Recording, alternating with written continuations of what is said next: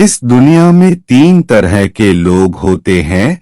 एक वो जिसकी कामयाबी जल्द ही कदम चूमती है, दूसरे वो जिनको कामयाबी मिलने में काफी समय लगता है, और तीसरे वो जिनको कामयाबी मिलती ही नहीं।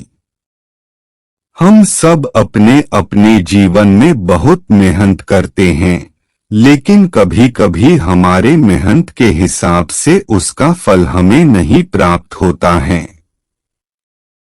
आपने कई व्यक्तियों को देखा होगा जो थोड़े से मेहनत करने पर ही सफल हो जाते हैं। आप जो सोच रहे हैं वह चीज आपके हिसाब से नहीं हो रही है और बार बार असफलता का सामना करना पड़ रहा है, जिससे आप खुद को लाचार महसूस कर रहे हैं। यह कई बार होता है कि हम इतने असफल हो जाते हैं कि हमारा मन टूट जाता है। हम अपने आप को कमजोर और हारा हुआ महसूस करते हैं और बहुत निराशा भी रहती है जीवन में। निराशा क्यों न हो? क्योंकि हमने तो बहुत परिश्रम किया था। जितना हमसे होना चाहिए था, हम अपने सामर्थ्य से भी अधिक परिश्रम करते हैं। मुझे अपने परिश्रम के हिसाब से फल नहीं मिला और एक बार फिर असफलता का सामना करना पड़ा। जैसे आज के समय में स्कूल होते हैं, ठीक उसी तरह पहले के समय में आश्रम होते थे और लोग अपनी शिक्षा प्राप्त करने के लिए आश्रमों में जाते थे। उस समय हर शिष्य अपने गुरु का बहुत सम्मान किया करता था। प्राचीन समय में लोगों को किताबी ज्ञान से ज्यादा व्यवहारिक ज्ञान सिखाया जाता था। प्राचीन समय में एक आश्रम हुआ करता था जिसमें विभिन्न प्रकार के विद्यार्थी शिक्षा प्राप्त करते थे। वे शिक्षा प्राप्त करने के बाद अपने अपने राज्यों में वापस लौट जाते थे। उन्हीं में से एक राजवीर नाम का शिष्य था जो अपने गुरु से शिक्षा प्राप्त करके अपने राज्य लौट आता है। वापस आने के बाद अपने काम में लग जाता है। समय के साथ साथ राजवीर बड़ा होता गया। राजवीर के परिवार की स्थिति अच्छी नहीं थी। उनके घरवाले सोचते थे कि जब राजवीर आश्रम से शिक्षा प्राप्त कर घर वापस आएगा तो वह बहुत ही सफल होगा और अपने परिवार का भला करेगा, लेकिन सब कुछ इसके विपरीत हुआ। राजवीर आश्रम से शिक्षा प्राप्त करके आया, लेकिन काम की तलाश में जब वह बाहर जाता तो उसे कोई काम नहीं मिलता। वह छोटी छोटी चीजों में असफल हो जाता था। राजवीर एक बार अपने नगर के राजा के दरबार में उपस्थित हुआ क्योंकि राजा अपनी सेना में नए सैनिकों की भर्ती कर रहा था। राजवीर भी राजा के सेना में भर्ती होने के लिए राजा के महल पहुंच जाता है। राजगीर जब राजा के अधिकारियों के पास अपनी योग्यता को साबित करने के लिए जाता है तो उसके हाथ पैर कांपने लगता है। यह देख राजा के अधिकारी उसे बाहर कर देते हैं, यह कहते हुए कि तुम राजा के सेना में भर्ती होने के लायक नहीं हो। इस बात से राजवीर बहुत ही निराश हो जाता है क्योंकि यह उसकी आखिरी उम्मीद थी। इसके बाद अपने घर वह दुखी मन से लौट आता है। घर वापस आने के बाद उसे आसपास के लोगों के ताने सुनने पड़ते हैं। कई लोग कह रहे थे राजवीर इतना पढ़ा लिखा है, इसे कोई काम नहीं मिल रहा है। कोई कहता यह आश्रम में ठीक से पढ़ा ही नहीं होगा। कुछ लोग तो यह भी कहते इसके सोचने समझने की शक्ति ही कमजोर है, राजवीर शायद दिमाग से तेज नहीं है। लोग राजवीर को तरह तरह के ताने मारते थे, जिससे राजवीर बहुत ही ज्यादा परेशान हो गया था।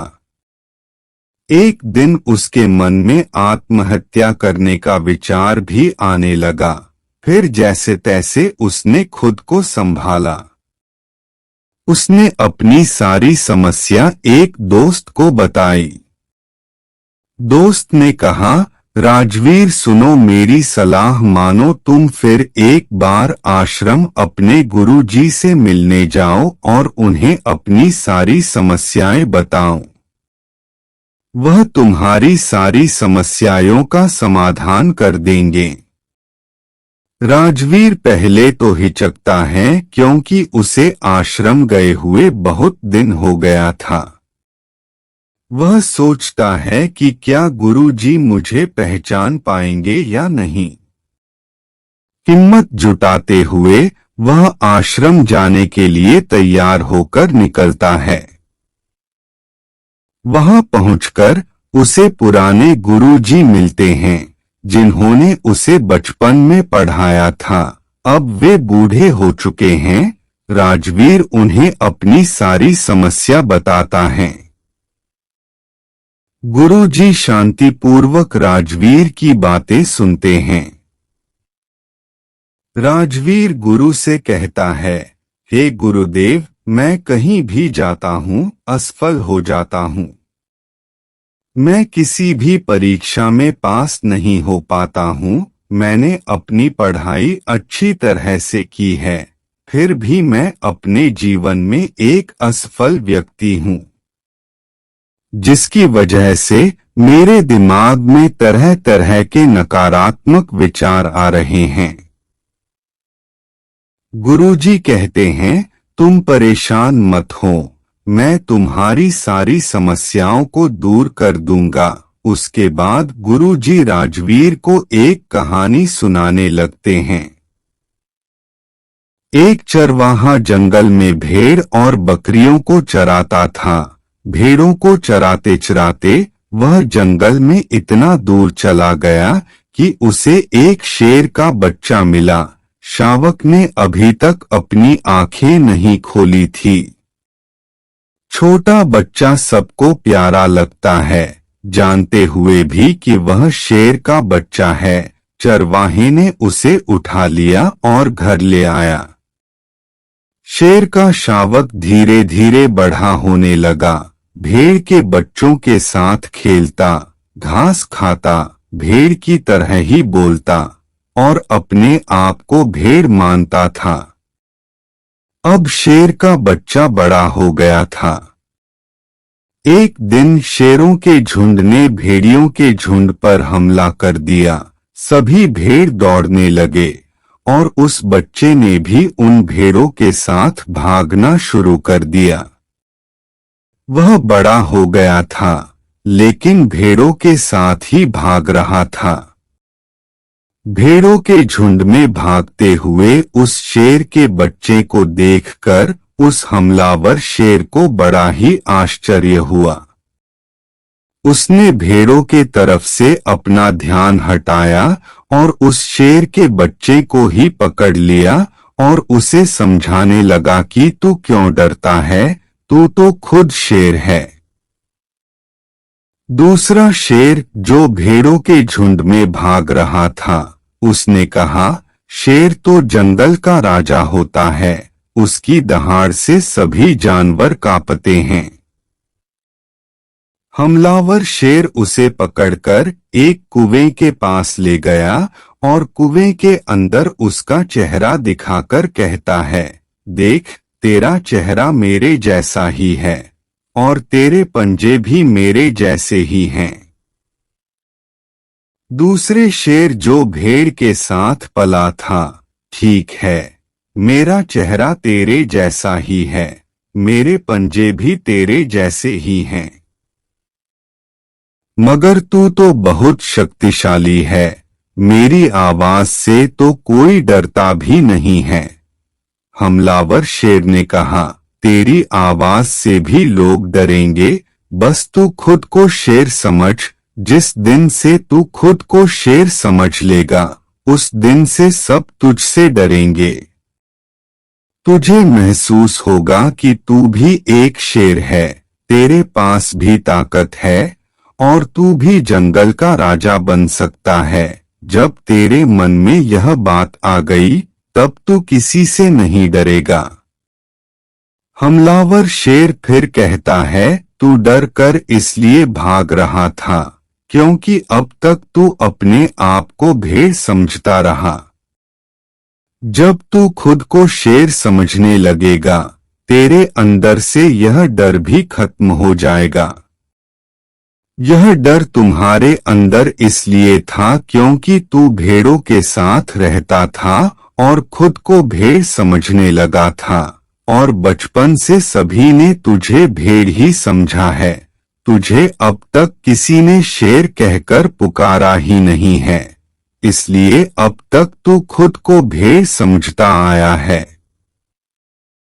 कहानी को समाप्त करते हुए गुरुजी ने कहा, राजवीर, तुम्हारे भी जीवन में यही हो रहा है। तुम्हारे पास सारी योग्यताएं हैं, फिर भी तुम खुद को भेड़ ही समझ रहे हो। गुरुजी फिर कहते हैं, इसका सबसे बड़ा कारण है कि कोई तुम्हें प्रोत्साहित नहीं कर रहा है कि तुम भी कर सकते हो। तुम्हारे आसपास वाले असफल होने के डर का बीज तुम्हारे दिमाग में बो दिया है। बचपन से लोग तुम्हें अयोग्य ही बोल रहे हैं, जिससे तुम्हारी मानसिक दशा अयोग्य सी हो गई है। गुरुजी फिर कहते हैं, जब किसी व्यक्ति को लंबे समय तक अयोग्य और असफल बताया जाता है, तो वह अपने आप को कमजोर और लाचार समझने लगता है। इस दुनिया में प्रोत्साहित करने वाले लोग बहुत ही कम होते हैं और नकारात्मक ऊर्जा देने वाले लोग अधिक होते हैं। वे चाहते हैं कि तुम जीवन में सफल न हो, क्योंकि वे तुम्हें आगे बढ़ते हुए नहीं देखना चाहते। जब कोई व्यक्ति सफल होता है, तो उसके आसपास वालों को सबसे अधिक दुख होता है। सफल होने से पहले तुम्हें खुद में बदलाव लाने का प्रयास करना चाहिए, जैसे शेर की तरह समझने की कोशिश करो। जब तुम अपने आप को योग्य मानने लगोगे, तो तुम्हें खुद पर भरोसा होगा और खुद ही सफल हो जाओगे। गुरु कहते हैं कि बच्चे को बचपन से ही यह शिक्षा दी जाती है कि तू कुछ नहीं कर सकता है, तू कोई काम करेगा तो उसमें तू असफल ही होगा। लेकिन अगर उसी बच्चे को यह सिखाया जाए कि तू शेर है, तू कर सकता है, तो यह विचार उसके दिमाग में बैठ जाएगा, जो उसे सामर्थ्य प्रदान करेगा सफलता को प्राप्त करने के लिए। जहां चाह वहां राह। हमें किसी भी बच्चे को कभी भी कमजोर या लाचार नहीं बोलना चाहिए। जब हम ऐसा कहते हैं, तो वह वास्तव में खुद को कमजोर और लाचार समझने लगता है।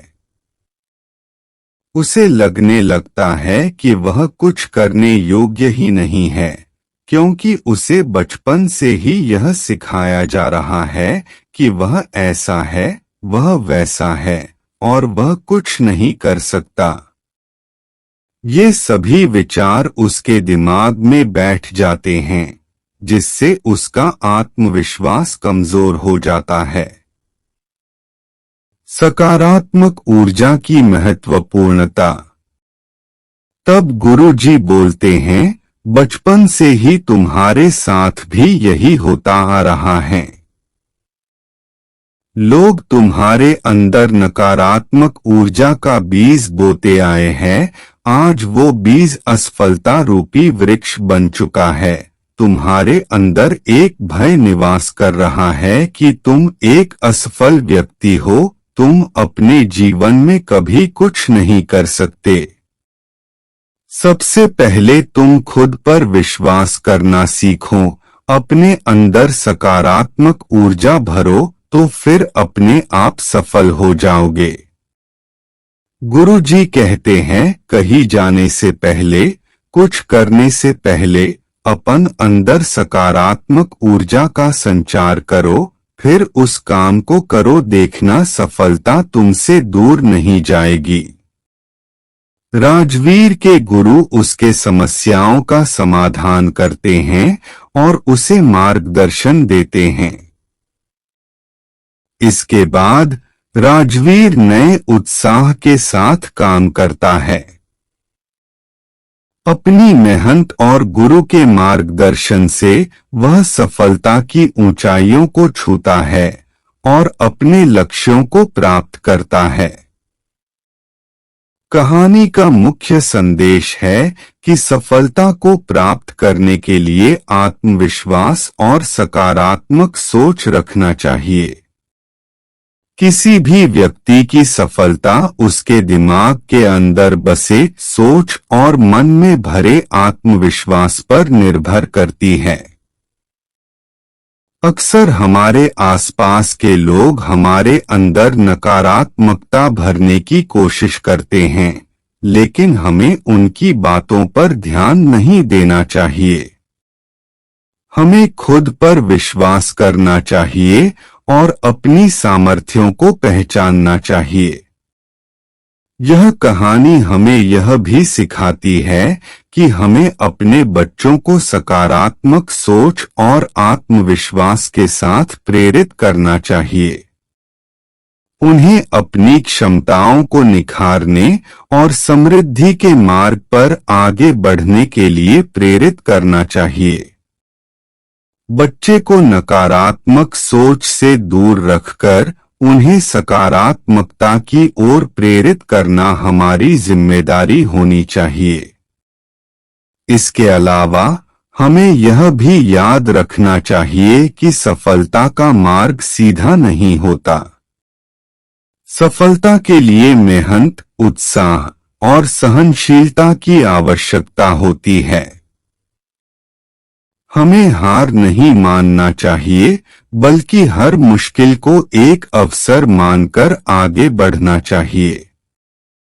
इस प्रकार हम अपने लक्ष्यों को प्राप्त करने के लिए सफल हो सकते हैं। उम्मीद करते हैं आपको हमारी पावरफुल मोटिवेशनल स्टोरी खुद को शेर समझ पसंद आई होगी।